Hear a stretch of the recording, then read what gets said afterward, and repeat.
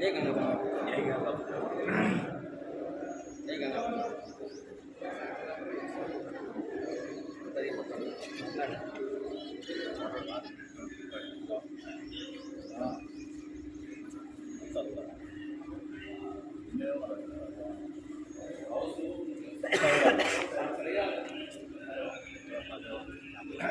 జగిత్యాల అప్పర్పేట గ్రామానికి చెందిన జగిత్యాల పెద్ద చెరువు కట్టపేట చెరువు అంటారు. దాని గురించి కట్ట గురించి మరమ్మతుల కోసం ప్రజావాణిలో 3 సార్లు వినతిపత్రం ఇవ్వడం జరిగింది.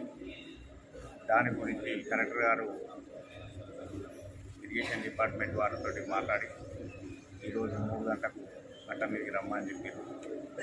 మరమ్మతు కోసం ఇప్పటికీ 3-4 సార్లు మేము ఇవ్వడం జరిగిన అని కూడా ఎవరు స్పందించలేరు.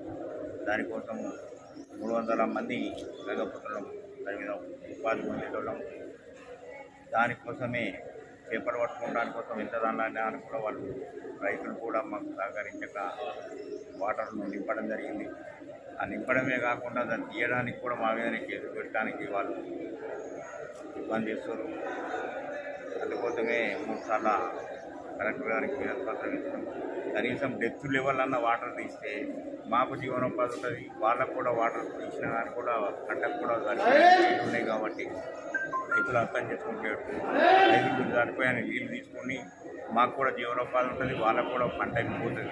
దానికోసమే 3 సార్లు ఇవ్వడం జరిగింది. ఇచ్చిన కానీ కూడా వాళ్ళు కలెక్టర్ గారు స్పందించి ఇరిగేషన్ డిపార్ట్మెంట్ సార్ను పిలిపించి 3 గంటల వరకు ఆ కట్ట మీదకి వచ్చి దాన్ని పరిశీలన చేసి ఆ వాటర్ చూసడానికి కోసం వస్తున్నారు.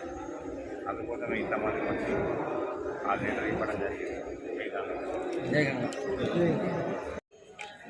ఇంతమంది కోసం ఎన్నో దండాడినా కానీ కూడా ఎవరు స్పందించలేరు, ఎవరు ఏం చేస్తలేరు. ఒకవేళ గిట్ట అకాల వర్షంతో గిట్ట కట్ట గిట్ట ఏమైనా అయినట్టుంటే గ్రామాలు పెట్టుకొని పోవడం, మళ్ళీ ఒకటి ప్రాణ నష్టం జరుగుతుంది, పంట నష్టం జరుగుతుంది, చేపలు పోతాయి. ఇంతమంది నష్టం జరిగిన తర్వాత వెనక తీరి మేము పనిచేస్తామనంటే లాభం ఏమున్నది?